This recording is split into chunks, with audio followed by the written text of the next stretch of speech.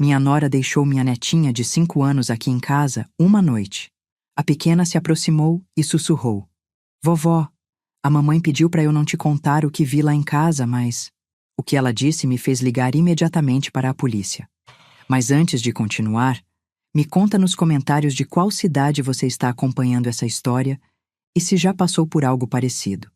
Porque o que vou contar agora ainda me tira o sono todas as noites. E talvez você entenda melhor do que ninguém o que é sentir que ninguém acredita em você quando a verdade está gritando na sua cara. Eu me chamo Clara, tenho 65 anos e moro sozinha nesta casa há 2 anos. Sozinha de verdade, sabe? Daquele tipo de solidão que pesa nos ossos e faz o silêncio da madrugada parecer um grito. Meu filho Alexandre morreu num acidente de carro há 2 anos e meio. Ele era tudo para mim. Tudo. Meu menino forte, do sorriso largo que enchia esta casa de vida e barulho. Depois que ele se foi, a casa ficou grande demais, vazia demais, fria demais.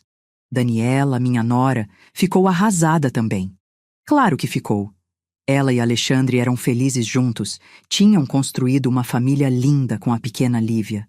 Nos primeiros meses após o acidente, Daniela vinha aqui todo dia. A gente chorava junta, abraçava, tentava se manter de pé uma pela outra. Mas depois de uns 6 meses, ela começou a mudar. Ficou mais distante, mais fria.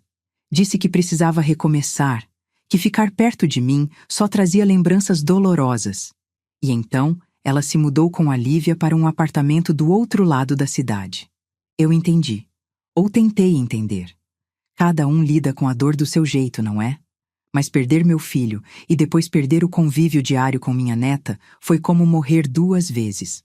A Lívia era a única coisa que ainda me conectava ao Alexandre, sabe? Os olhos dela, o jeitinho de rir, aquele narizinho arrebitadinho, tudo nela me lembrava meu menino. E de repente, ela só vinha me visitar nos fins de semana, quando Daniela tinha paciência de trazê-la. E a cada visita, eu notava que a Lívia estava diferente. Mais quieta, mais assustada. Aquela menina que pulava no meu colo, que me enchia de perguntas, que queria brincar de esconde-esconde pelos cantos da casa, foi sumindo aos poucos. No lugar dela, surgiu uma criança calada, que se agarrava no ursinho de pelúcia dela, o Barnabé, como se fosse a única coisa segura no mundo. Lívia, meu amor, tá tudo bem? Eu perguntava toda vez, e ela só balançava-se a cabeça que sim, mas os olhos dela diziam que não. Aqueles olhos enormes, castanhos, assustados. Eu via medo ali. Medo de verdade. Mas quando eu tentava insistir, Daniela interferia na hora. A Clara tá exagerando de novo, Lívia. Vovó às vezes inventa coisas na cabeça dela porque fica sozinha demais. E ela dizia isso olhando para mim com um sorriso que não chegava aos olhos, um sorriso duro, quase ameaçador. Foi numa sexta-feira chuvosa de março que tudo mudou. Daniela ligou de manhã cedo, coisa rara, porque ela quase nunca me ligava mais. Clara, preciso de um favor. Tenho uma coisa para resolver hoje à noite e não consigo levar a Lívia. Posso deixar ela aí com você? A voz dela estava estranha, apressada, nervosa. Mas eu não ia questionar, né? Qualquer chance de ficar com minha neta era uma bênção. Claro, querida. Pode trazer a qualquer hora. Daniela chegou por volta das 6 da tarde. Nem entrou direito, só empurrou a Lívia para dentro com uma mochilinha rosa e saiu correndo, dizendo que voltava no dia seguinte de manhã cedo. A Lívia ficou parada ali no hall, apertando o Barnabé contra o peito, olhando para a porta fechada, como se tivesse sido abandonada no meio de uma floresta escura. Vem, meu amor, vovó fez aquele macarrão que você adora. Eu tentei fazer minha voz soar alegre, mas a verdade é que meu coração já estava apertado. Tinha alguma coisa errada. Muito errada. Durante o jantar, a Lívia mal comeu. Ficou empurrando a comida no prato, olhando para o nada. Eu tentei conversar, fazer graça, mas ela só dava respostas curtas. Tá gostoso, vovó. Tô cansada, vovó. Posso ir dormir, vovó? E aqueles olhos. Meu Deus, aqueles olhos não saíam da minha cabeça. Dei banho nela, coloquei o pijama de estrelinhas que ela gostava, levei para a cama no quarto que costumava ser dela quando vinha me visitar. Li uma história, cantei baixinho, fiquei ali até ela pegar no sono. Ou até eu achar que ela tinha pegado no sono, porque quando levantei para sair, ela abriu os olhos de repente e agarrou minha mão. Vovó, você pode dormir aqui comigo hoje? Claro, meu bem, claro que posso. Deitei do lado dela por cima da coberta, e ela se enroscou em mim como não fazia há meses. Fiquei ali, acariciando o cabelo dela, sentindo o cheiro de shampoo de bebê, e meu coração doía porque eu sentia no fundo da alma que tinha alguma coisa muito errada acontecendo. Foi de madrugada que ela falou. Devia ser umas 3 da manhã. Eu ainda estava acordada, olhando para o teto, quando senti ela se mexer. Vovó? A vozinha dela era tão baixa que quase não ouvi. Tô aqui, meu amor. O que foi?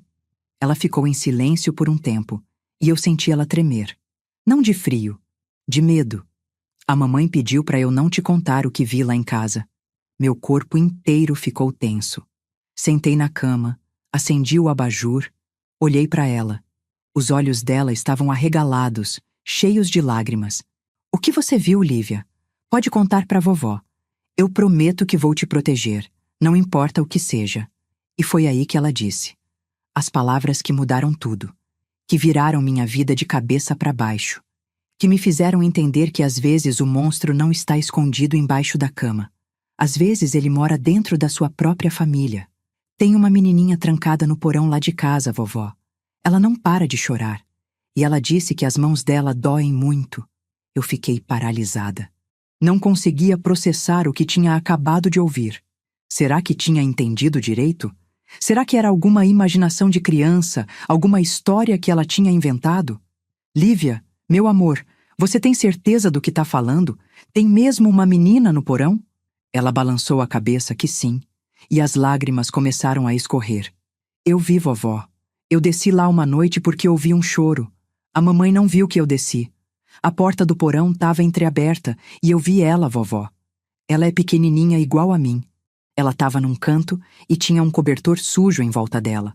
Ela olhou para mim e disse, me ajuda, por favor. Mas aí a mamãe me viu e ficou muito brava. Ela me puxou para cima e disse que eu nunca mais podia descer lá. E que se eu contasse para alguém, coisas muito ruins iam acontecer. Meu sangue gelou. Cada palavra que saía da boca da Lívia era como uma facada. Eu queria acreditar que era mentira, que era fantasia de criança. Mas eu conhecia minha neta. Ela nunca tinha mentido na vida. E o medo nos olhos dela era real demais. Tem mais, vovó. A mamãe fica brava quando a menina chora muito. Ela desce lá e grita. Eu ouço da minha cama. E tem umas pessoas que visitam a mamãe à noite. Eles falam baixo, mas eu escuto. Eles falam de coisas estranhas, de um homem chamado Elias, e eles fazem desenhos estranhos em papéis grandes. Elias. Desenhos estranhos. Uma criança trancada no porão. Eu precisava fazer alguma coisa, precisava agir rápido. Mas ao mesmo tempo minha cabeça estava girando. Daniela, minha nora que eu conhecia há tantos anos, que tinha sido como uma filha para mim, ela seria capaz de fazer uma coisa dessas? Mas então eu lembrei das mudanças nela, da frieza, do jeito como ela tinha se afastado, do jeito como ela olhava para mim agora, como se eu fosse uma estranha, como se eu fosse um problema. Lívia, escuta aqui, você não vai voltar para casa da sua mãe amanhã. Vovó vai dar um jeito nisso. E você não fez nada errado contando para mim. Você foi muito corajosa, tá ouvindo? Muito corajosa. Ela se agarrou em mim e chorou. Chorou tanto que molhou meu ombro inteiro. E eu chorei junto, tentando esconder dela, mas não conseguindo. Porque como é que uma avó faz quando descobre que a pessoa em quem ela confiava para cuidar da própria neta pode estar fazendo algo monstruoso? Fiquei ali com ela até o sol nascer. Não preguei o olho. Fiquei pensando, planejando, tentando entender. E quando o dia clareou, eu sabia o que tinha que fazer. Às 7 da manhã, levantei, fiz café da manhã para Lívia. Panquecas. Ela adorava panquecas. Tentei agir normal, mas minhas mãos tremiam enquanto eu preparava a massa. A Lívia comeu devagar, ainda de olhos inchados. Depois do café, eu disse, meu amor, hoje você não vai para a escola. Vovó precisa resolver umas coisas, tá bom? Você fica aqui, brinca um pouco, assiste seus desenhos, tá tudo bem. Ela concordou em silêncio, e eu vi o alívio no rostinho dela. Ela não queria voltar para casa. Isso era claro como água. Peguei meu celular, respirei fundo e liguei para a escola da Lívia. Falei com a professora Juliana, que sempre foi atenciosa e carinhosa com minha neta. Pedi se podia conversar com ela pessoalmente, que era urgente. Ela percebeu pelo meu tom de voz que era sério e disse que me esperava na hora do almoço. Depois liguei para o meu vizinho, o Sr. Silveira. Ele é um senhor viúvo, mais ou menos da minha idade, que mora do outro lado da rua há mais de 20 anos. A gente sempre foi próximo, sempre conversou. E ele tem um olhar atento, sabe? Daqueles que percebe as coisas que os outros ignoram. Senhor Silveira, posso passar aí rapidinho? Preciso de um conselho. Claro, Clara. Tô em casa o dia todo.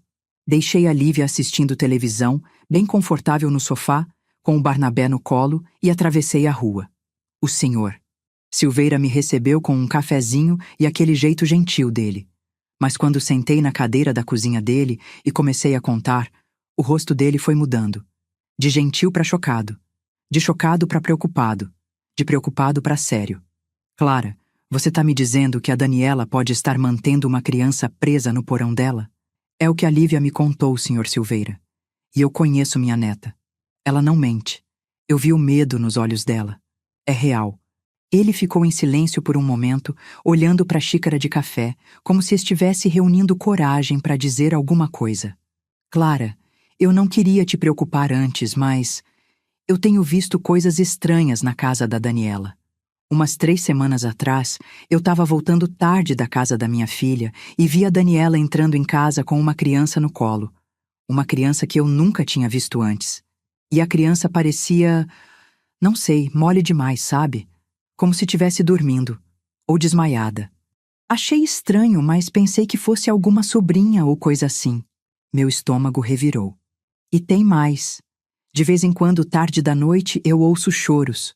Choros abafados vindo daquela direção. Pensei que fosse a Lívia chorando no sono. Mas agora que você tá me contando isso... Senhor Silveira, eu preciso ir na polícia. Mas eu tenho medo de não acreditarem em mim. Será que você daria um depoimento também? Ele não hesitou. Claro que sim, Clara. Se tem uma criança em perigo, a gente precisa fazer alguma coisa. Agradeci a ele, voltei para casa e 12:30 fui encontrar a professora Juliana na escola.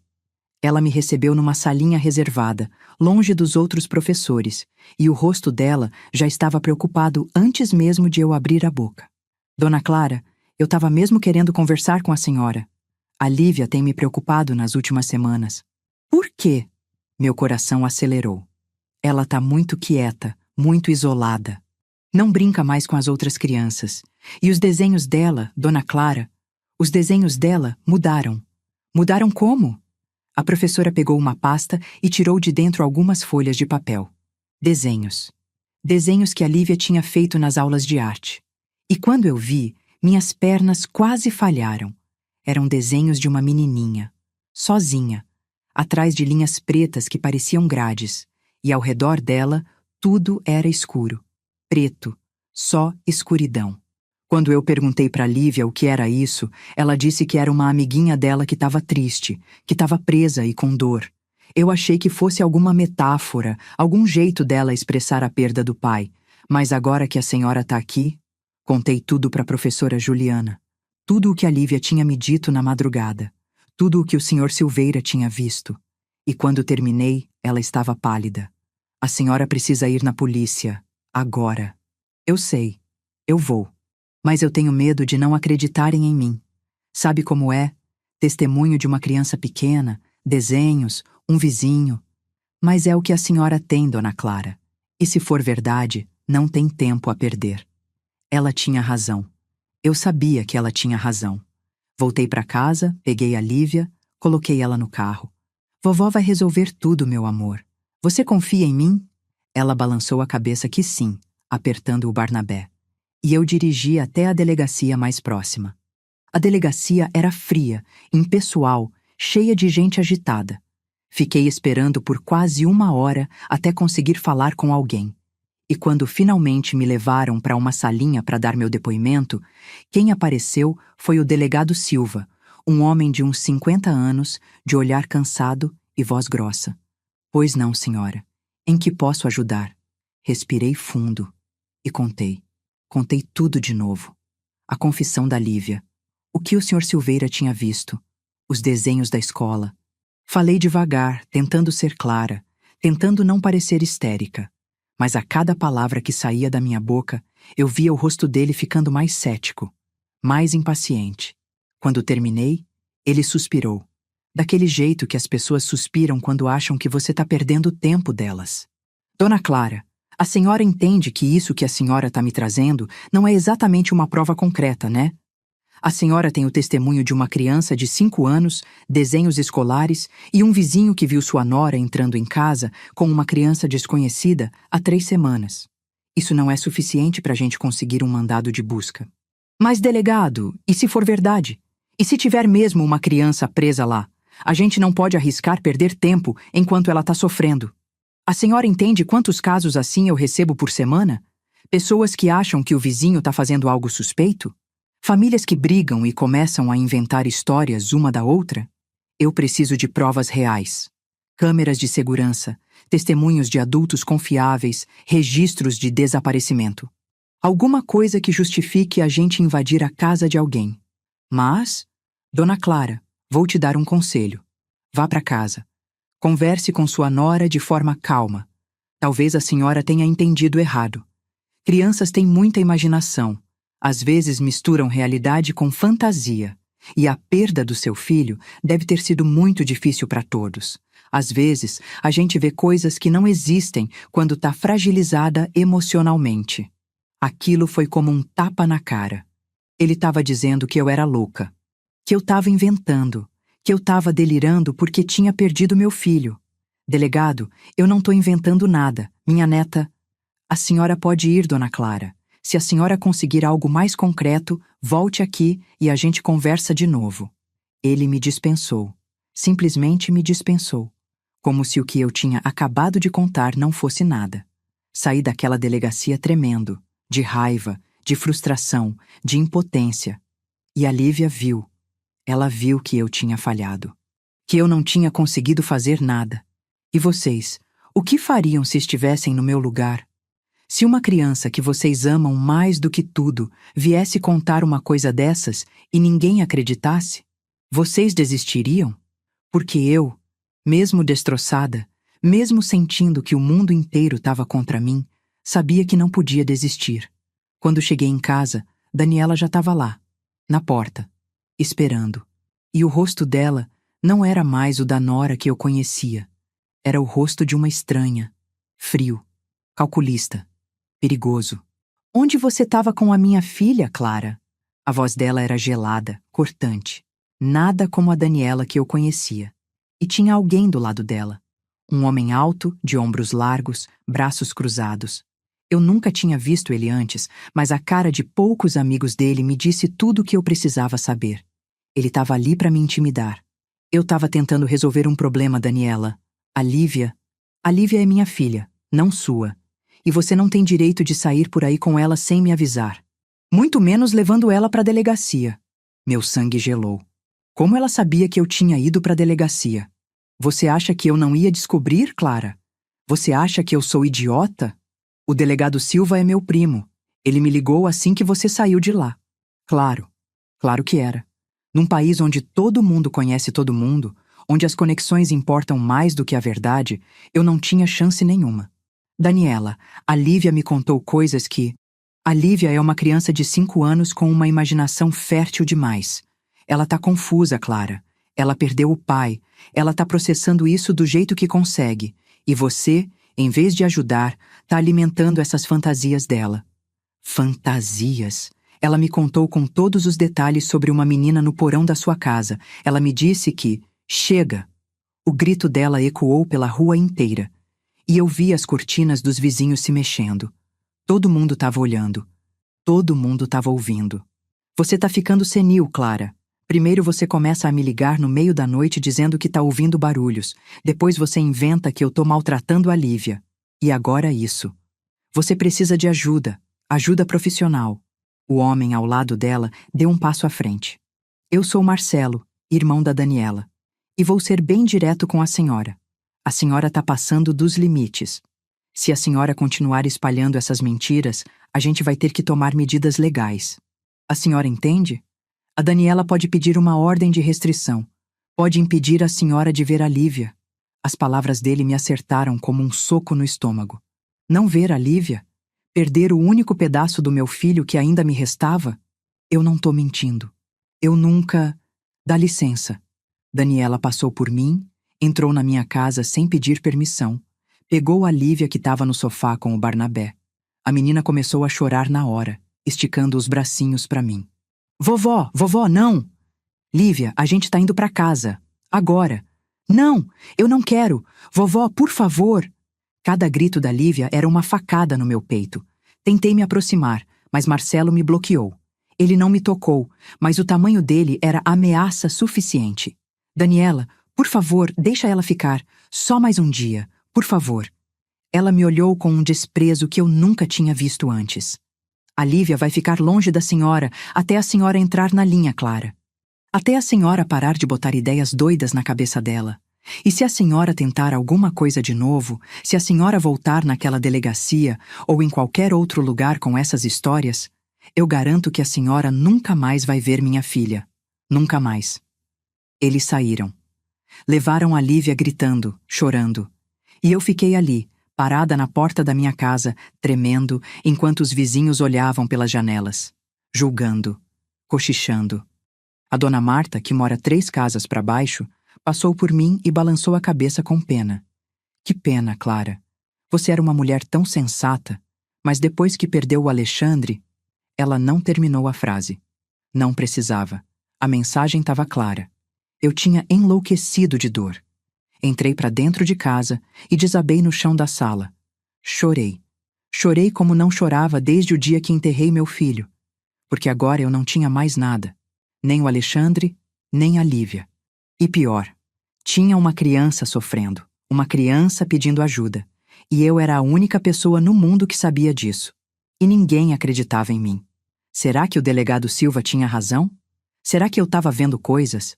Será que a dor da perda tinha mexido tanto com minha cabeça que eu estava projetando horrores onde não existiam? Não, não, não e não. Eu conhecia minha neta. Eu vi o terror nos olhos dela. E os desenhos. E o testemunho do Sr. Silveira. Aquilo tudo não podia ser coincidência. Mas como lutar contra isso? Como lutar quando a própria polícia está do lado dela? Quando a comunidade inteira acha que você enlouqueceu? Passei o resto do sábado e o domingo inteiro trancada em casa. Não atendi o telefone, não abri a porta. Só fiquei ali, olhando para o nada, tentando juntar as peças, tentando pensar em alguma coisa, qualquer coisa que pudesse fazer. E vocês? O que fariam? Quando todo mundo acha que você tá louca, quando ameaçam tirar de você a única pessoa que você ainda ama, o que vocês fariam? Desistiriam? Seguiriam em frente fingindo que nada aconteceu? Porque eu não conseguia. Toda vez que fechava os olhos, eu via aquela menininha que a Lívia tinha descrito, trancada, chorando, com as mãos doendo, e ninguém fazendo nada. Na segunda-feira de manhã, acordei com uma determinação nova. Não sei de onde ela veio. Talvez do desespero, talvez da raiva, talvez do amor que eu ainda tinha pela Lívia e pela esperança de salvar aquela criança desconhecida. Mas eu sabia que não podia desistir. Liguei para o Sr. Silveira. Pedi para ele me encontrar no café da esquina. Ele apareceu meia hora depois, com o rosto preocupado. Clara, ouvi dizer que houve uma confusão na sua casa no sábado. Tá tudo bem? Contei para ele tudo o que tinha acontecido. O confronto com Daniela, as ameaças do Marcelo, o delegado Silva, que era primo dela. Ele ouviu tudo em silêncio, e quando terminei, ele suspirou fundo. Isso tá muito feio, Clara. Muito feio mesmo. Eu sei. Mas eu não posso desistir. Tem uma criança lá, Sr. Silveira. Uma criança de verdade. Eu sinto isso nos ossos. Ele ficou me olhando por um tempo longo. E então disse algo que mudou tudo. Eu tenho câmeras de segurança na minha casa. Meu coração disparou. Como assim? Instalei no ano passado, depois daqueles roubos que tiveram no bairro. Elas gravam a rua inteira, inclusive a casa da Daniela.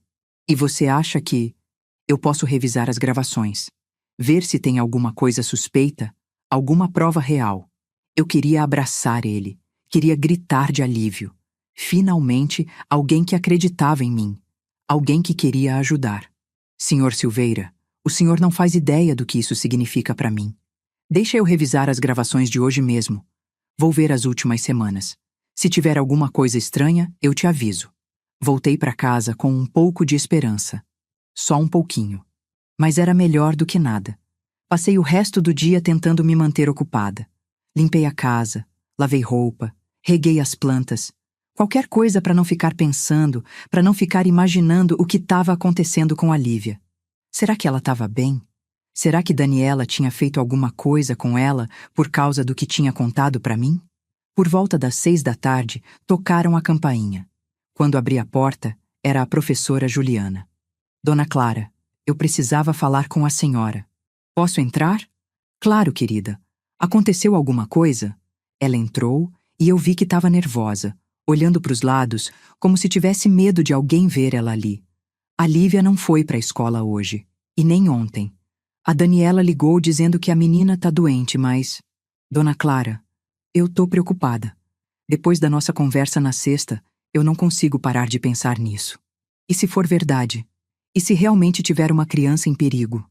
É verdade, Juliana. Eu sei que é. Mas ninguém acredita em mim. A própria polícia acha que eu tô inventando.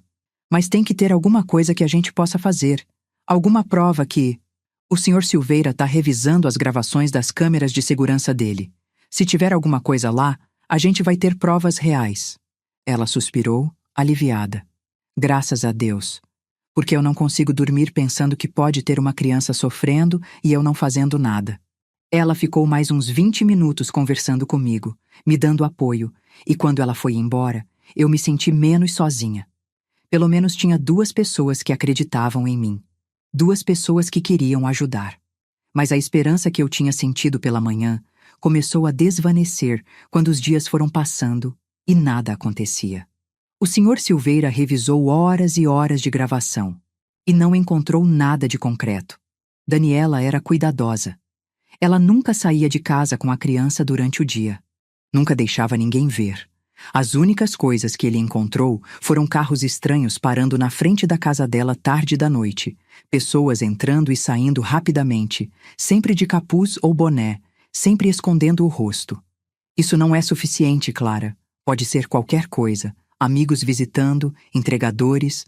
A polícia não vai considerar isso como prova. Eu sabia que ele tinha razão, mas a frustração estava me matando.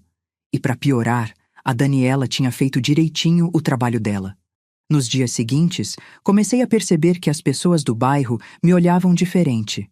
Com pena, com desconfiança. Ela tinha espalhado a versão dela da história. Que eu estava delirando, que eu estava obcecada, que eu estava inventando histórias absurdas porque não conseguia superar a morte do meu filho. A dona Beatriz, da padaria onde eu comprava pão todo dia há anos, me tratou com frieza. Soube que a senhora está passando por um momento difícil, dona Clara. Espero que a senhora encontre paz. Como se eu fosse uma louca que precisava ser apaziguada. O seu Antônio, do mercadinho, comentou. Às vezes a solidão faz a gente ver coisas que não existem, né, dona Clara? A senhora devia arranjar uns amigos, sair mais de casa. Cada comentário era uma humilhação. Cada olhar de pena era uma facada. E o pior de tudo é que a Daniela tinha conseguido exatamente o que queria. Me isolar. Me transformar na louca da rua. Na velha tresloucada que inventa histórias sobre a própria nora. 2 semanas se passaram. 2 semanas sem ver a Lívia. Sem saber se ela estava bem. Sem saber se aquela menininha ainda estava viva no porão. 2 semanas de tortura. Foi numa quarta-feira que tudo mudou de novo. Eu estava na cozinha, tentando tomar café, quando tocaram a campainha. Abri esperando encontrar mais um vizinho com olhar de pena, mas era o senhor Silveira. E o rosto dele estava diferente. Tinha uma mistura de choque e urgência. Clara, eu encontrei alguma coisa. Meu coração quase parou. O quê? O que o senhor encontrou? Tem uma loja na esquina, a 2 quadras daqui. Aquela que vende materiais de construção. Eles têm câmera de segurança apontada para a rua. Eu conheci o dono. Conversamos. Ele me deixou ver as gravações. E, Clara, tem uma filmagem de 3 semanas atrás. A Daniela passando na frente da loja, de carro. E no banco de trás tem uma criança. Uma criança que definitivamente não é a Lívia. Uma menina de cabelo escuro, enrolada num cobertor. E ela não parece bem. Parece inconsciente, eu completei, lembrando do que o Sr. Silveira tinha me contado semanas atrás. Isso. E tem mais. Eu conversei com o dono da loja, o seu João. Ele disse que lembra daquele dia porque a Daniela entrou na loja nervosa, comprou uma tranca nova, uma tranca pesada, do tipo que você usa em porão. Eu não conseguia acreditar. Finalmente uma prova real. O senhor conseguiu uma cópia do vídeo? Consegui. Tá no meu celular. Eu achei que a gente devia ir para a delegacia agora. Hoje. Mostrar isso pro delegado Silva. Mesmo que ele seja primo da Daniela, ele não vai poder ignorar uma prova dessas. Mas antes que eu pudesse responder, antes que a gente pudesse fazer qualquer coisa, ouvimos um barulho na rua.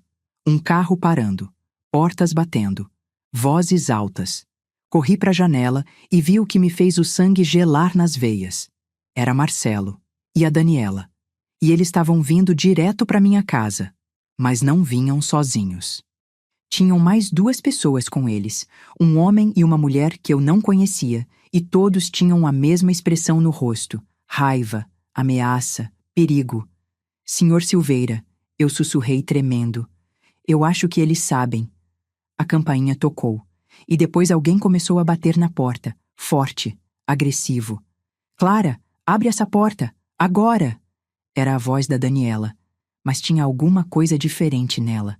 Alguma coisa desesperada, assustada, como se ela soubesse que o tempo dela tinha acabado. O que a gente faz? O senhor. Silveira me olhou, esperando que eu tivesse uma resposta. Mas eu não tinha.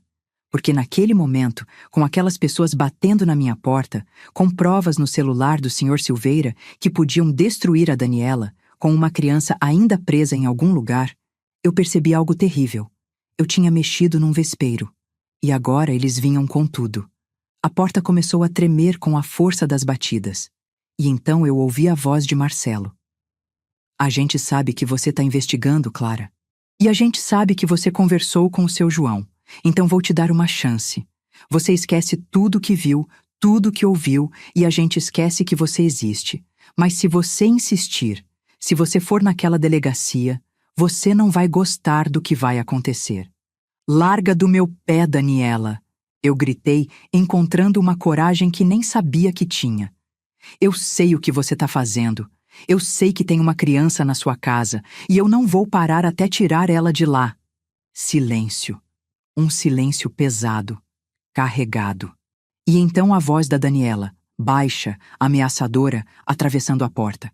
Você não tem ideia de com quem você está mexendo, Clara. Não tem ideia do tamanho disso. E se você não parar agora, você vai se arrepender. Você e todo mundo que está te ajudando. Olhei para o Sr. Silveira. Ele estava pálido, mas tinha determinação nos olhos dele. A gente precisa sair daqui, ele sussurrou. Agora, pela porta dos fundos, e ir direto para a delegacia. Ele tinha razão. A gente não tinha escolha. Peguei minha bolsa, o celular, e a gente saiu correndo pela cozinha, pela porta dos fundos, pulando a cerca baixa que separava meu quintal do quintal do vizinho de trás. Ouvimos gritos atrás da gente. Daniela tinha percebido. Corremos. 2 velhos correndo pela rua como se tivessem 20 anos. E eu não sei de onde veio aquela força, mas eu sabia que não podia parar. Uma criança dependia de mim. A Lívia dependia de mim. Entramos no carro do Sr. Silveira e ele acelerou. Olhei pelo retrovisor e vi o carro da Daniela vindo atrás. Eles estavam nos seguindo. Acelera, Sr. Silveira! Eles estão atrás da gente! Eu sei! Segura aí! O coração estava saindo pela boca, as mãos tremendo, e uma única pergunta martelando na minha cabeça. Será que a gente ia conseguir chegar na delegacia antes deles nos alcançarem? O Sr. Silveira dirigia como se tivesse o diabo no encalço, e talvez tivesse. Porque quando olhei pelo retrovisor de novo, o carro da Daniela ainda estava lá, colado atrás da gente, tentando nos alcançar. Marcelo estava dirigindo, e eu podia ver a fúria no rosto dele mesmo de longe. Eles não vão desistir, Clara. O Sr. Silveira gritou, fazendo uma curva brusca à esquerda. Meu corpo foi jogado contra a porta, mas nem senti dor. A adrenalina estava tão alta que eu não sentia mais nada além do medo e da determinação. Só mais 2 quadras. A delegacia está logo ali. E foi naquele momento, naqueles segundos eternos de perseguição pelas ruas vazias da manhã, que eu tive uma clareza absoluta sobre tudo o que tinha acontecido. Daniela não estava apenas escondendo uma criança. Ela estava protegendo algo muito maior. Algo que a deixava tão desesperada a ponto de nos perseguir em plena luz do dia. E se ela estava disposta a ir tão longe, então aquela menininha no porão estava em perigo ainda maior do que eu imaginava. O carro derrapou quando o Sr. Silveira freou bruscamente na frente da delegacia. A gente pulou para fora e correu escada acima, entrando pela porta principal. Atrás de nós, o carro da Daniela parou também. Mas eles não desceram. Ficaram ali, observando, esperando. A delegacia estava cheia naquela hora da manhã. Policiais indo e vindo, pessoas fazendo boletins de ocorrência, telefones tocando. Eu mal conseguia respirar direito de tanto que meu coração estava acelerado. Eu preciso falar com o delegado Silva. Agora. É urgente. Eu praticamente gritei para a atendente na recepção. Ela me olhou com aquela cara de quem já ouviu milhares de pessoas dizendo que o caso delas é urgente. O delegado está ocupado no momento. A senhora pode esperar ali e... Não, não posso esperar. Tem uma criança sequestrada. Eu tenho provas, por favor. Algo no desespero da minha voz deve ter tocado ela, porque em vez de me mandar sentar e esperar, ela pegou o telefone interno e falou baixo com alguém. Menos de 1 minuto depois, o delegado Silva apareceu porta adentro do corredor. E a cara dele, quando me viu, não foi nada amigável. Dona Clara, de novo. Delegado, eu sei que o senhor não acreditou em mim da última vez. Sei que o senhor acha que eu estou inventando, mas eu trouxe provas. Provas reais. Por favor, só me dá 5 minutos. Ele suspirou, olhou para o relógio como se cada segundo do tempo dele fosse precioso demais para desperdiçar comigo, mas fez sinal para a gente seguir ele até uma sala de interrogatório. A mesma sala onde eu tinha estado semanas atrás. A mesma mesa fria. As mesmas cadeiras desconfortáveis. 5 minutos, Dona Clara. É o que eu posso te dar. O senhor... Silveira puxou o celular dele e colocou em cima da mesa. Delegado, o senhor precisa ver isso. Ele deu play no vídeo. E a gente assistiu em silêncio. A Daniela passando na frente da loja. O carro dela. E lá, no banco de trás, embrulhada num cobertor, uma criança. Uma menininha de cabelo escuro, a cabeça caída para o lado, completamente imóvel. O rosto do delegado Silva mudou. A irritação deu lugar à atenção. E depois, a preocupação. Quando isso foi gravado? 3 semanas atrás, o senhor. Silveira respondeu. No mesmo dia que eu vi ela entrando em casa com uma criança desconhecida. E tem mais. Ela comprou uma tranca nova naquele dia, uma tranca pesada. O dono da loja confirmou. O delegado rebobinou o vídeo e assistiu de novo. E de novo. E a cada vez, a expressão dele ficava mais séria. Isso pode ser qualquer coisa. Uma sobrinha, uma amiga da filha dela, uma criança que estava dormindo. Uma criança dormindo não precisa de tranca nova no porão, delegado. Eu disse tentando manter a voz firme. E a minha neta me contou, com todos os detalhes, sobre os choros, sobre a menina dizendo que as mãos dela doem, sobre a Daniela descendo lá e gritando. Isso não é coincidência. Ele ficou em silêncio, olhando para o vídeo na tela do celular. E eu vi. Eu vi o momento exato em que ele começou a acreditar. Ou pelo menos a considerar que talvez, só talvez, eu não tivesse inventando tudo. Eu preciso consultar alguns bancos de dados, ver se tem algum registro de criança desaparecida que corresponda a essa descrição. Então o senhor vai investigar? Minha voz saiu trêmula de emoção. Eu vou verificar. Mas não prometo nada, Dona Clara. Se não houver correspondência com nenhum caso de desaparecimento, não tem muito o que eu possa fazer. Ele saiu da sala e voltou uns 10 minutos depois com um papel impresso na mão e uma policial jovem atrás dele. E quando olhei para o rosto dele, eu soube que tinha mudado alguma coisa. Há 2 semanas e meia foi registrado o desaparecimento de uma criança de 5 anos. Gabriela Vasconcelos, cabelo escuro, olhos castanhos. Desapareceu quando voltava da escola. A mãe dela deixou ela na esquina de casa, a menina estava atravessando a rua, e quando a mãe olhou de novo, ela tinha sumido. Meu estômago revirou. 2 semanas e meia. Exatamente o tempo que a Lívia tinha começado a ficar diferente. Exatamente o período em que o Sr. Silveira tinha visto a Daniela com uma criança desconhecida. Aqui, a foto dela. Ele colocou o papel em cima da mesa. E quando eu vi, tudo dentro de mim se confirmou. Era ela, a menina do vídeo. A menina que estava trancada no porão da Daniela. Delegado, a policial jovem falou, se aproximando da mesa. Eu conheço essa família. A mãe da Gabriela fez um apelo público na semana passada. Tá destruída, procurando a filha dia e noite. O silêncio que caiu naquela sala foi pesado, carregado. E o delegado Silva me olhou de um jeito diferente agora.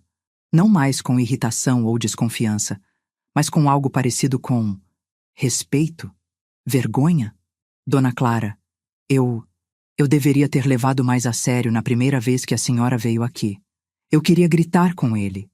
Queria dizer que por causa da demora dele, aquela menina tinha ficado presa por mais 2 semanas. Mas não era hora para isso. A hora era de agir. O senhor vai tirar ela de lá agora? Vou precisar de um mandado de busca. Vou ligar para o juiz agora. Mas isso pode levar algumas horas. Algumas horas? Delegado, a Daniela sabe que eu tô aqui. Ela me perseguiu até a delegacia. E se ela fizer alguma coisa com a menina nesse tempo? E se ela tentar esconder ela? Ou pior, ele hesitou. Eu vi a luta interna no rosto dele. As regras contra a urgência. A burocracia contra uma vida. Tá certo. Vou montar uma operação. Mas vai ter que ser rápido e discreto. Se a Daniela realmente tiver a menina, não podemos dar chance para ela se livrar de provas ou machucar a criança. E foi então que aconteceu algo que eu nunca vou esquecer. A porta da delegacia se abriu com força e entraram 2 pessoas que eu não conhecia. Um homem e uma mulher, ambos de uns 40 e poucos anos, com o rosto marcado pelo desespero. A mulher segurava um papel na mão, o mesmo papel com a foto da Gabriela. Eu ouvi vocês falando da minha filha, a mulher gritou, os olhos já cheios de lágrimas. Vocês sabem onde ela tá? Vocês acharam minha Gabi? O delegado Silva se levantou rápido. Senhora Vasconcelos, por favor, se acalme. A gente está investigando uma pista, mas ainda não confirmamos nada. Uma pista? Que pista? Onde? Por favor, me diz onde minha filha tá. Ela caiu de joelhos ali mesmo, no meio da delegacia soluçando. O marido tentou levantar ela, mas ele mesmo estava destruído. Eu não aguentei. Levantei e fui até ela. Ajoelhei do lado dela e segurei as mãos dela nas minhas. Eu acho que sei onde sua filha tá. E eu prometo para a senhora que a gente vai tirar ela de lá. Hoje. Agora. Ela me olhou com aquela mistura de desespero e esperança que só uma mãe que perdeu um filho consegue ter. E naquele momento, eu vi o Alexandre. Vi o rosto dele naquele caixão. Vi a dor que eu carreguei por 2 anos. E pensei que se eu pudesse poupar outra mãe daquela dor, valeria tudo que eu tinha passado. O delegado Silva agiu rápido depois disso. Ligou para o juiz, conseguiu o mandado em tempo recorde, reuniu uma equipe de 6 policiais. E menos de 1 hora depois, a gente estava num comboio de 3 viaturas a caminho da casa da Daniela. Eu e o Sr. Silveira fomos também. O delegado tinha dito que a gente devia ficar na delegacia, mas eu me recusei. Eu preciso ver. Preciso saber que ela tá bem. E a Lívia pode estar lá também. Ela vai precisar de mim. No caminho, meu celular tocou. Era um número desconhecido. Atendi. Clara. A voz da Daniela era um sussurro venenoso. Você cometeu o maior erro da sua vida. Você não faz ideia do que acabou de começar. Acabou, Daniela. A polícia tá indo aí. Eles sabem da Gabriela. Sabem de tudo. Silêncio. E depois uma risada. Uma risada que me deu arrepios. Você acha que é só sobre a Gabriela, sua idiota? Você acha que isso é só eu? Você não tem ideia de quantas pessoas estão envolvidas nisso. E quando elas souberem que você foi a responsável por estragar tudo, Clara, nem a polícia vai conseguir te proteger. A ligação caiu. E eu fiquei ali, tremendo, segurando o telefone, tentando processar o que ela tinha acabado de dizer. Quantas pessoas? Estragar tudo? Do que ela estava falando? As viaturas pararam em frente à casa da Daniela. Era uma casa simples, de 2 andares, pintada de bege com janelas brancas. Parecia normal, pacífica, como tantas outras casas na rua. Mas eu sabia o que tinha por trás daquela fachada de normalidade. Sabia o horror que estava escondido ali. O delegado Silva bateu na porta. 1 vez, 2, 3. Ninguém abriu. Ele fez sinal para os policiais. Eles arrombaram a porta com um ariete. O barulho ecoou pela rua inteira, e eu vi vizinhos começando a aparecer nas janelas, nas portas, curiosos e assustados. Os policiais entraram gritando: "Polícia! Ninguém se mexe!" Eu entrei atrás deles, meu coração batendo tão forte que parecia que ia explodir. A casa por dentro era estranha. Tinha quadros nas paredes com símbolos que eu nunca tinha visto. Desenhos geométricos, estrelas de pontas múltiplas, escritas em línguas que eu não reconhecia. "Clara, não entra sozinha!" O Sr. Silveira tentou me segurar, mas eu já tinha ido longe demais para parar agora. Ouvi gritos lá de cima. A voz da Daniela. "Vocês não podem entrar aqui. Vocês não têm direito. Eu vou processar todos vocês." E a voz de Marcelo também. "Isso é invasão de propriedade. Vocês vão se arrepender." Mas eu não estava interessada no que estava acontecendo lá em cima. Meus olhos estavam fixos na porta no fim do corredor. A porta do porão. Ela estava trancada com 3 cadeados. 3 cadeados pesados, novos. "Delegado!" Eu gritei. "Aqui! É aqui!" Ele desceu correndo as escadas, seguido de 2 policiais. Olhou para a porta, para os cadeados e fez sinal para os homens. Eles pegaram um pé de cabra e começaram a forçar. O barulho do metal se quebrando era ensurdecedor. Mas debaixo desse barulho eu ouvi outra coisa. Um choro. Um choro baixinho, assustado, vindo de dentro do porão. "Tem alguém aí embaixo!" Eu gritei, as lágrimas já escorrendo pelo meu rosto. "Ela tá viva! Ela tá viva!" O último cadeado cedeu. A porta se abriu com um rangido sinistro. E o cheiro que saiu de lá foi horrível. Mofo, urina, desespero. O delegado Silva desceu primeiro, acendendo a lanterna. Eu desci atrás dele, mesmo com ele mandando eu ficar. E quando a luz da lanterna iluminou o canto do porão, eu vi uma menininha, pequena, magra demais, com o cabelo sujo e embaraçado, roupas rasgadas. E ela estava acorrentada na parede como um animal. Meu Deus! O delegado Silva sussurrou, e eu vi lágrimas nos olhos dele também. A menina olhou para a gente com os olhos arregalados de medo. Ela se encolheu no canto, tremendo. "Não me machuca. Por favor, não me machuca mais. Ninguém vai te machucar, meu amor", eu disse, descendo o resto das escadas mesmo com as pernas bambas. "A gente veio te buscar. Você vai para casa. Você vai rever sua mãe." "Minha mãe?" A vozinha dela era tão fraca, tão quebrada. "Minha mãe tá me procurando?" "Tá sim, meu bem. Ela nunca parou de te procurar. Ela te ama muito." Os policiais começaram a trabalhar nas correntes. Eram correntes com cadeado. Tiveram que chamar reforços para trazer ferramentas adequadas.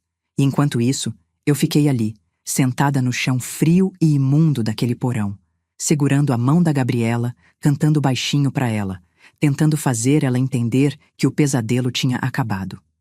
Levou 20 minutos para conseguirem soltar as correntes. 20 minutos eternos. E quando finalmente soltaram, a Gabriela desabou no chão. Ela não conseguia ficar de pé. As pernas dela estavam fracas demais. Um dos policiais a pegou no colo com todo o cuidado do mundo e subiu as escadas. E quando a gente saiu daquele porão maldito, quando a luz do dia bateu no rostinho machucado da Gabriela, eu vi que ela estava sorrindo. Sorrindo e chorando ao mesmo tempo. "Eu vou para casa? De verdade?" "De verdade, meu amor." Lá fora, a mãe da Gabriela estava esperando. O delegado Silva tinha ligado para ela assim que encontraram a menina. E quando ela viu a filha, o grito que ela deu ecoou pela rua inteira. "Gabi! Minha Gabi!" A policial que segurava a Gabriela a colocou nos braços da mãe. E a cena que se seguiu, eu nunca vou esquecer. Nunca. A mãe abraçando a filha, chorando, beijando o rosto dela, repetindo sem parar: meu amor, você tá aqui, você tá viva. O pai caiu de joelhos do lado delas, abraçando as duas, soluçando alto. E ao redor, os policiais, os vizinhos, o Sr. Silveira, todos tinham lágrimas nos olhos. Mas não era o fim. Porque lá dentro da casa, os policiais tinham encontrado muito mais do que só a Gabriela. O delegado Silva saiu segurando uma caixa cheia de papéis, cadernos, documentos. E o rosto dele estava pálido. Dona Clara, a senhora tinha razão. Isso é muito maior do que a gente imaginava. Maior como? Tem cadernos aqui com nomes, datas, símbolos estranhos. E o nome de um homem chamado Elias Torres. Ele é líder de um culto extremista que a gente está investigando há meses. A Daniela estava envolvida com eles. E pela quantidade de informação aqui, ela não era apenas um membro. Ela era peça importante. Meu sangue gelou. Um culto. A Daniela tinha se envolvido com um culto. E tudo fazia sentido agora. As mudanças nela, o afastamento, os visitantes noturnos, as ameaças. E a Lívia? Onde está minha neta? Eles tinham encontrado a Lívia trancada no quarto dela, assustada, mas fisicamente bem. Quando ela me viu, correu e se jogou nos meus braços com tanta força que quase me derrubou. Vovó, eu sabia que você ia vir. Eu sabia que você ia salvar ela. Tá tudo bem agora, meu amor. Tá tudo bem. A Daniela e Marcelo foram presos ali mesmo. Algemas, leitura de direitos. E enquanto a levavam pro carro da polícia, ela me olhou. Um olhar cheio de ódio puro. Isso não terminou, Clara. Você acabou de assinar sua sentença de morte. Eles vão vir atrás de você. E quando vierem, você vai me implorar para ter ficado quieta. Mas eu não senti medo. Não mais. Porque eu tinha feito o que era certo. Tinha salvado uma criança. Tinha protegido minha neta. E se viessem consequências, eu enfrentaria. Os dias que se seguiram ao resgate foram como viver num furacão. A notícia se espalhou pela cidade inteira em questão de horas. A mídia chegou. Jornalistas querendo entrevista. Câmeras na porta de casa. Vizinhos que tinham me ignorado, que tinham me chamado de louca, agora apareciam com pedidos de desculpas e flores nas mãos. Dona Marta foi uma das primeiras. Bateu na minha porta 2 dias depois do resgate com um bolo de cenoura nas mãos e lágrimas nos olhos. Clara, eu te julguei. Achei que você estava inventando. Me perdoa. E eu perdoei. Porque guardar rancor não ia mudar nada do que tinha acontecido. Não ia devolver as semanas que a Gabriela passou presa. Não ia apagar o medo nos olhos da Lívia. Então eu perdoei cada um que veio pedir. Mas também não esqueci. Nunca vou esquecer como é ser tratada como louca quando você está gritando a verdade.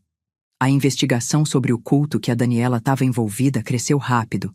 O delegado Silva montou uma força-tarefa.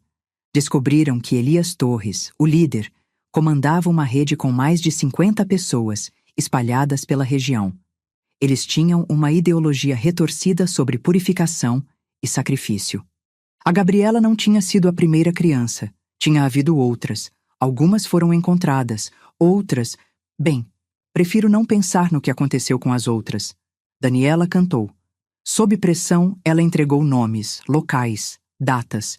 Disse que tinha sido recrutada 6 meses depois da morte do Alexandre, quando estava vulnerável e perdida.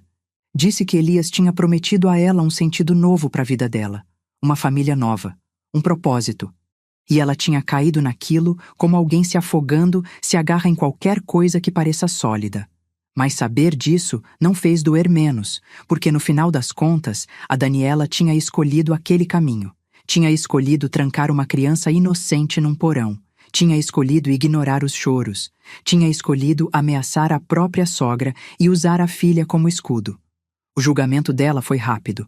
Com todas as provas, com o depoimento da Gabriela, com os cadernos encontrados na casa dela, não teve como escapar.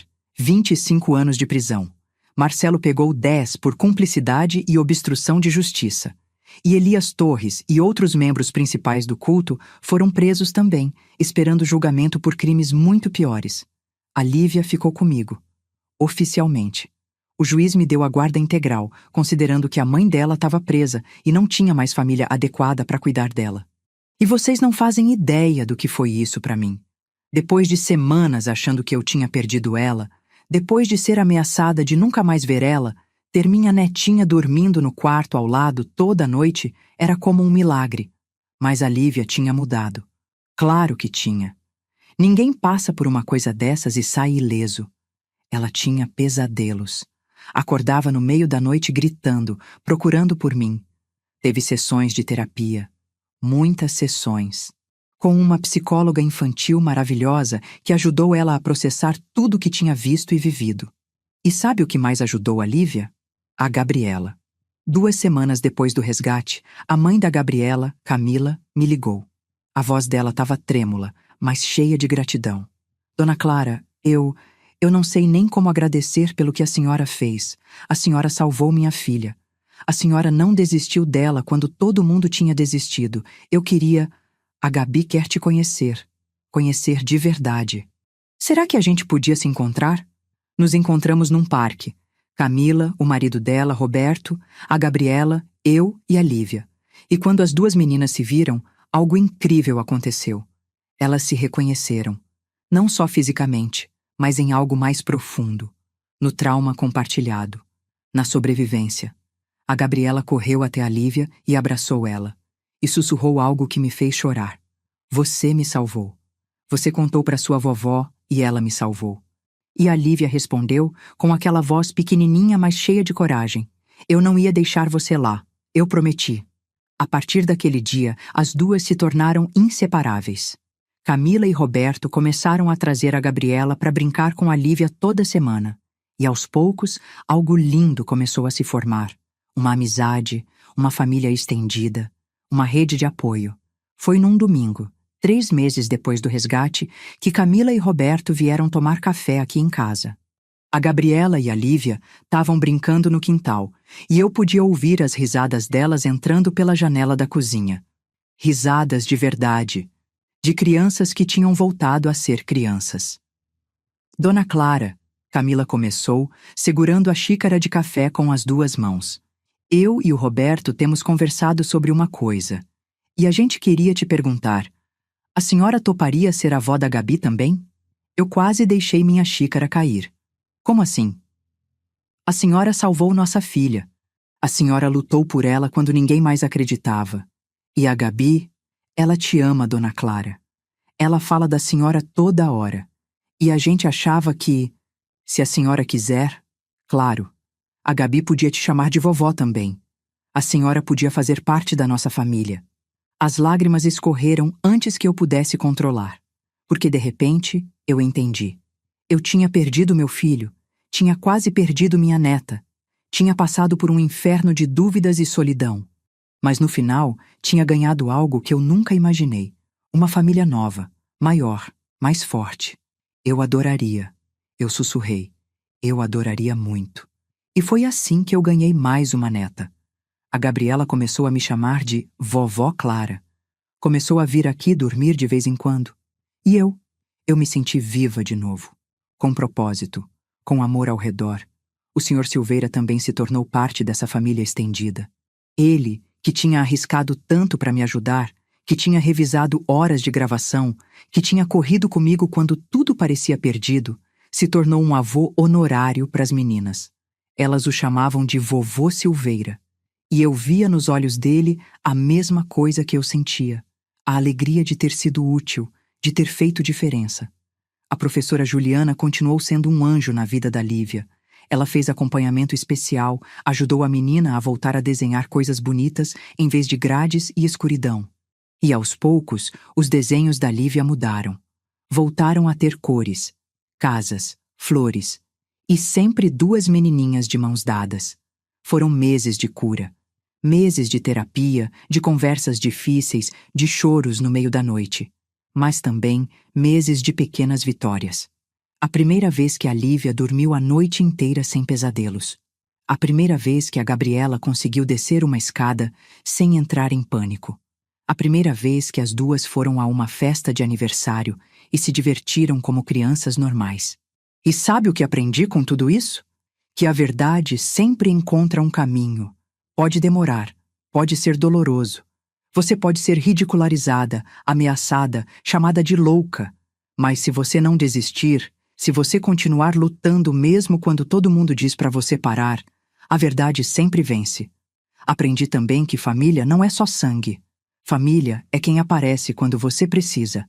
É o Sr. Silveira revisando câmeras de segurança a noite inteira. É a professora Juliana guardando desenhos como evidência. É a Camila e o Roberto abrindo o coração para incluir mais amor na vida deles. É a Gabriela e a Lívia se tornando irmãs que o destino juntou da forma mais improvável. O delegado Silva também mudou. Ele apareceu aqui em casa 1 mês depois do resgate, sem uniforme, só como pessoa. Sentou naquela mesma cadeira da cozinha onde tantas conversas difíceis tinham acontecido. E ele pediu desculpas. De verdade. Dona Clara, eu falhei com a senhora. Eu deveria ter acreditado. Deveria ter investigado melhor na primeira vez que a senhora veio. E por causa da minha negligência, uma criança sofreu por mais 2 semanas. Delegado, eu disse, o senhor falhou. Isso é verdade. Mas no final, quando importou, o senhor agiu. E por causa disso, a Gabriela está viva. Por causa disso, outras crianças foram salvas. Então eu te perdoo. Ele saiu daqui com os olhos vermelhos. E eu soube que ele tinha aprendido a lição. Que da próxima vez que alguém viesse até ele com uma história que parecesse impossível, ele ia ouvir. Realmente ouvir. A comunidade também mudou. As pessoas que tinham me evitado, que tinham sussurrado pelas minhas costas, começaram a me ver diferente. Como uma heroína. Como alguém que tinha tido coragem quando ninguém mais tinha.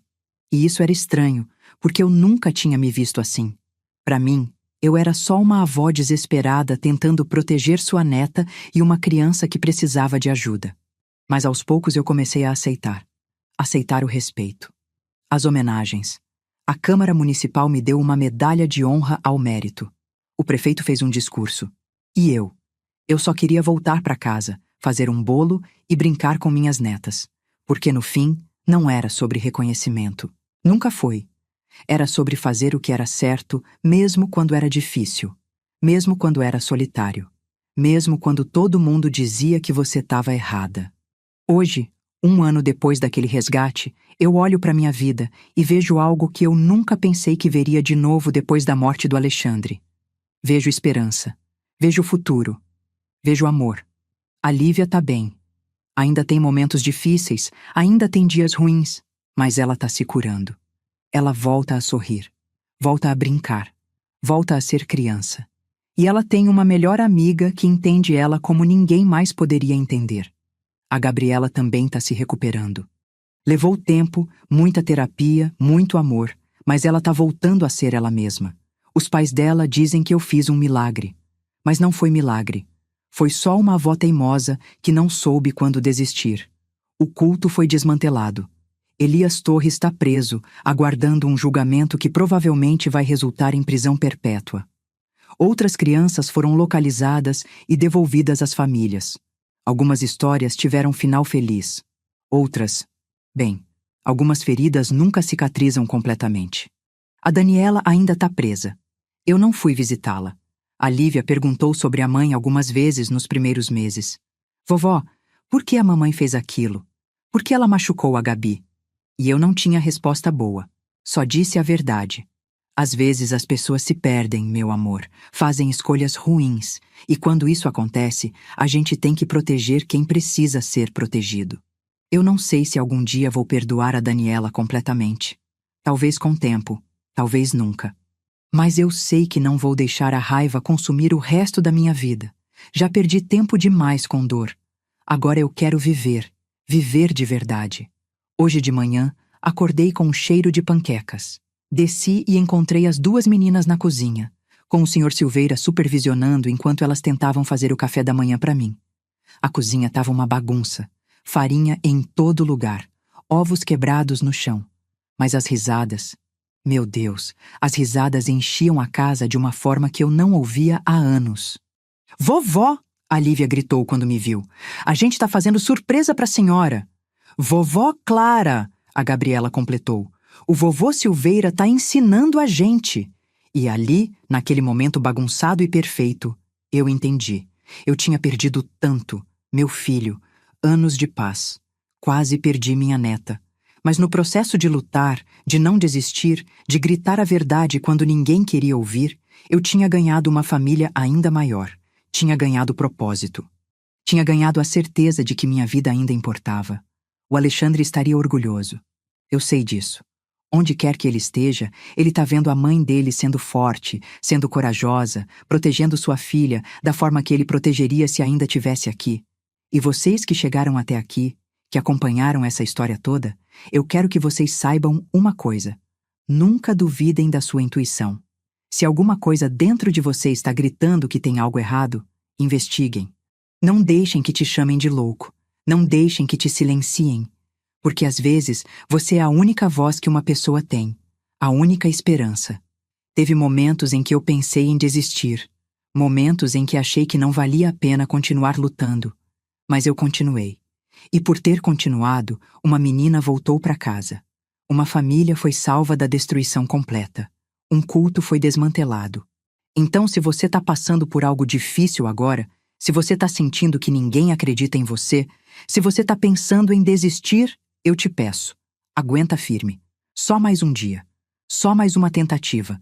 Porque você não sabe que vida você pode estar salvando. Que diferença você pode estar fazendo. A vida não me deu um final de conto de fadas. Ainda tenho noites em que não consigo dormir. Ainda olho para o retrato do Alexandre e choro. Ainda me pergunto o que poderia ter feito diferente. Mas eu também tenho as manhãs de panquecas bagunçadas. Tenho 2 netas que me chamam de vovó. Tenho um amigo que arrisca tudo para fazer o que é certo. Tenho uma família que escolhi e que me escolheu de volta.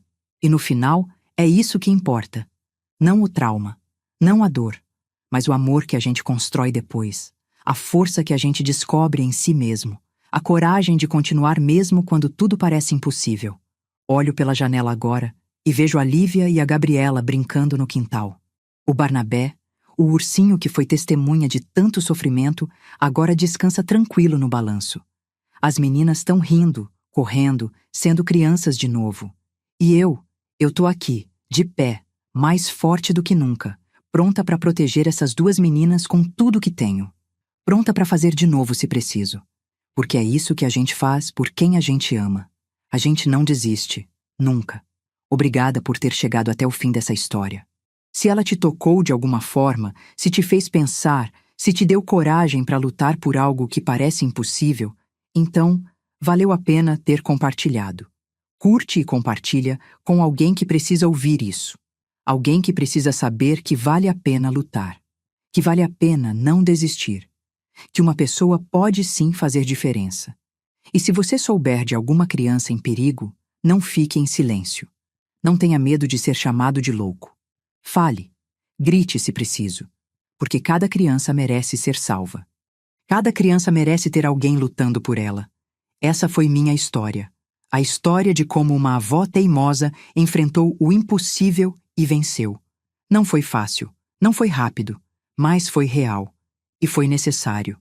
E agora, se me dão licença, tenho um café da manhã bagunçado esperando por mim. 2 netas que precisam de ajuda para não queimar as panquecas. E uma vida inteira de amor para viver. Porque depois de tudo que passei, depois de todo o medo e a dor, eu aprendi a coisa mais importante. O amor sempre vence. Sempre.